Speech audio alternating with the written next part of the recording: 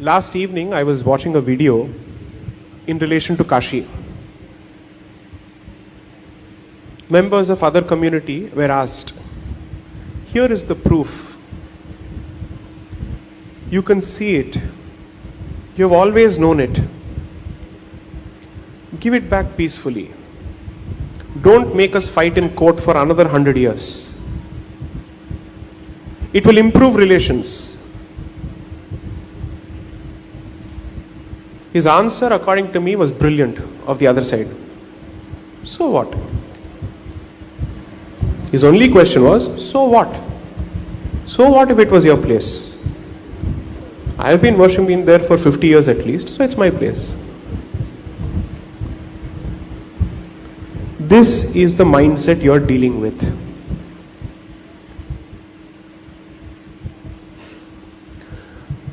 Okay, with the permission of the audience, please, with a show of hands, tell me, am I allowed to say something controversial?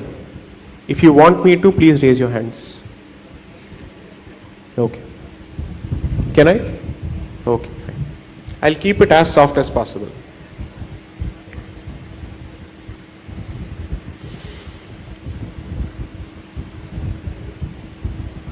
Gomata is sacred.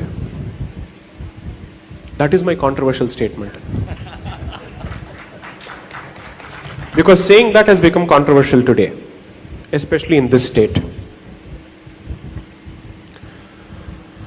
Because on Instagram and Facebook and other places, I get hate mail, death threats on a regular basis. But one of that is, come to Kerala, have paratha with. It's not coming from a non-Hindu. It is not coming from a non-Hindu at all.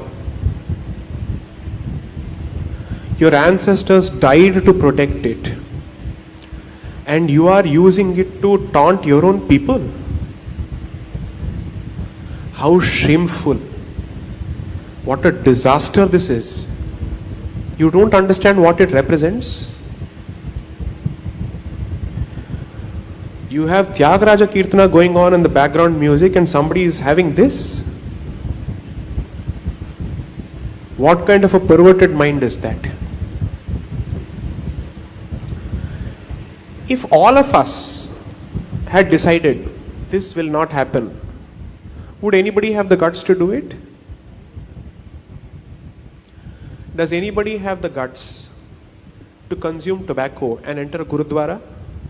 No. I respect that commitment. Can anybody enter a Gurudwara without covering their hair? No. You'll be slapped and they'll say, get out.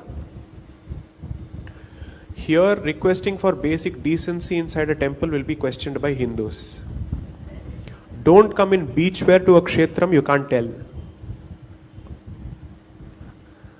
Dress modestly and dignifiedly, at least wear the veshti. At the very least do that. They won't listen. Now, I can blame someone in the past for disrespecting the cow when he had no respect for it, when he doesn't believe in it. Who do I blame for a Hindu doing it today? Now, so the other side doesn't need a spokesperson because it has created spokespersons for itself from the Hindu community. Ask a lawyer how difficult it is to win a case when your own guy is arguing against you from the other side. Savarkar said this brilliantly, and in the land of Parashurama, Savarkar must be mentioned. That I am not afraid of anybody else. I am afraid of the Hindu who will speak against Hindus. A lot of people speak of numbers and demographics, population, let's say contribution, all of that. I believe that even at 60% or 55%, Kerala Hindus are strong enough. Provided all 55 to 60% think and behave like Hindus. That's all. You have survived the worst of periods 100 years ago. Exactly 100 years ago. You have seen worse. Today your position is not as bad as it was then because Kerala Hindus are not alone, first of all, anymore. There is a larger Hindu identity. Two, Hindus don't realize that you're not fighting for a place. You're fighting for all those energy kshetras which are meant to be kept alive. Because that is where lies your security. That is what will ultimately protect you. No Kshatriya in the history of this land has ever succeeded without a rishi or a guru supporting him. And without a devata. Which is why every princely family has a deity. Travancore family has Padmanabha Swami. Cochin family has Purnatrayisha. Mewad has Eklingji. The Gajapati of Odisha has Jagannath. Kashi has a royal family who I represent in the Supreme Court for recovery of the Bindu Madhav Mandir in the same challenge to the Places of Worship Act. Bengal still has a lot of royal families. Mysore has Chamundeshwari. Name one princely family which does not have a deity. Vijayanagar Empire was founded by Vidyaranya, who later became the Sringeri Mathadipati.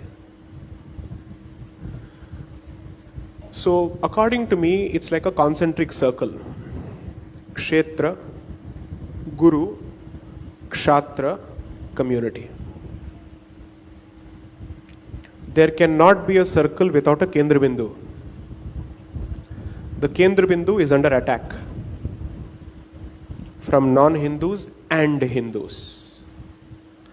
Protect the Kendra Bindu, the community will sort itself out.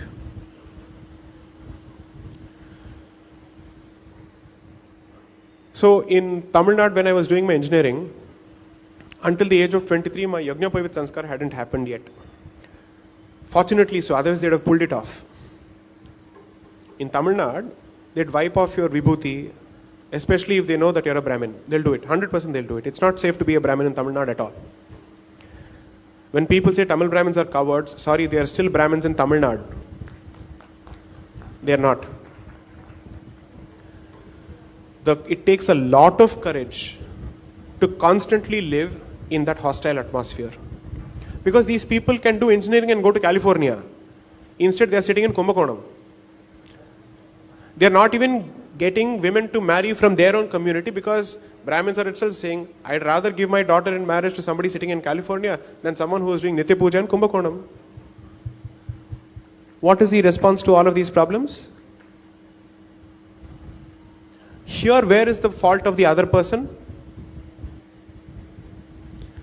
My job over the last 5 to 6 years has been to point out our problems because solutions are within our control.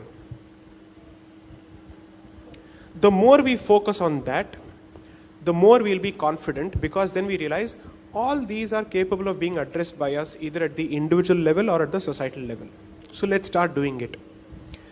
But the biggest problem in the Hindu community is that what it does is that it outsources all its problems to politics. It says, I need to do nothing. I need to just press a button once in 5 years. Everybody else will take care of it. No, that's not how it works. In all other communities, they actively push for their agenda. They push their community. They support their community. They ensure that their political representative delivers on their promise for the community. Learn from them. Always learn from the other person if he is succeeding at something. Find what is he doing right which you are not doing. Address that. I believe that there is a lot of hope still alive for Parashurama Kshetra. There is a lot of hope for it. Your mantra shakti is still alive, it is still dynamic. Argentinians and Russians are coming to Sabrimala. What more do you want? Brazilians, people coming from Latin America. Imagine. So there is something that is still alive. There is some Divya Chaitanyam that is still keeping this place alive. So when you know that your gods are still alive here in terms of their active presence, and your kshetras are still alive and kicking, it only needs the human element to step up. Refuse to cooperate or support with anyone who's selling or buying something which is not in your interest. I'll leave it at that. Support every member of your community when they set up a business. I come from Hyderabad. It should be otherwise called Bhagyanagar. That is its original name. So there are certain parts of Hyderabad where old shops have continued for hundreds of years, and I've always wondered, where do they get business from? They get their business from their community, because their community is saying, we will continue to support you because your presence in that place means that real estate is still in our hands. Whether the product is good, bad or ugly makes no difference. They must be selling chappal for 25 years or 40 years and still they'll be continuing to sell chappal only. And they'll confidently continue in that business because they know that their community will not go to anybody else when they have an option from within the community. So whether it is real estate, whether it is electronics, whether it is agriculture, whether it is groceries, whether it is rice, whatever it is, buy from your member of the Hindu community first. These are practical economic support systems. I am not asking for anything negative. What is wrong in saying support your community first? Buy from your people first? Do it.